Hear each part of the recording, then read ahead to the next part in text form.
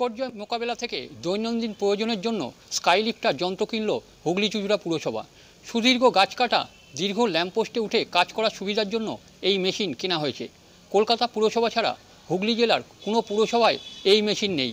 এই যন্ত্রের মাধ্যমে কর্মীরা পুরসভার বিভিন্ন পথবাতি বদল বা বিদ্যুৎ সরবরাহের সমস্যা মেটানোর কাজ সুন্দরভাবে এবং নিরাপদভাবে করার সুযোগ পাবেন। এই স্কাইলিফটার মেশিনটি প্রায় 30 ফুট উচ্চতা পর্যন্ত যেতে পারে, সেই সঙ্গে 360 ডিগ্রি ঘুরে কাজ করতে সক্ষম এই যন্ত্রটি। ধরুন আমাদের উঁচু হাইমাস লাইটগুলো আছে, খারাপ হয়ে যায়, সেগুলো ঠিক করা, আমাদের যারা কর্মী তাদেরও নিরাপদে কাজ করতে দেওয়া, এই সবটাই কিন্তু এই যন্ত্রের মাধ্যমে করা সম্ভব হবে।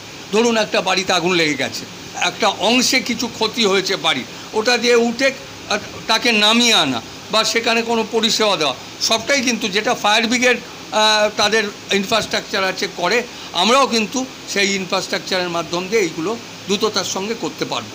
খুবই প্রয়োজনীয়তা ছিল। আমরা এর আগে দেখেছি আমফানে প্রচুর গাছ পড়েছিল শহরের বিভিন্ন প্রান্তে, আমাদের বিভিন্ন গাছ কাটার লোক এনে বা দমকলের লোকেরা এনে তারা ঠিক 2-3 দিনেও শেষ করতে পারছিল না। এই মেশিনটি আসায় খুব ভালো হলো। চাইবো না আগামী দিনে এরম কোনো বিপর্যয় আসুক বা গাছগুলো ভেঙে পড়ুক।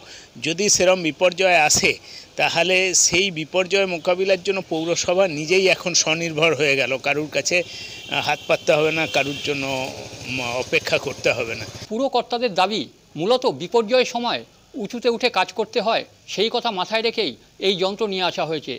আয়লা উম্পুনের সময় বিদ্যুৎবাহী তারের ওপর গাছ পড়ে থাকা, উঁচু গাছ ভেঙে বিপজ্জনকভাবে ঝুলে থাকার সমস্যা পোহাতে হয়েছে। তখনও কিন্তু এই স্কাইলিফটারের কথা মনে করেন পুর কর্তৃপক্ষ।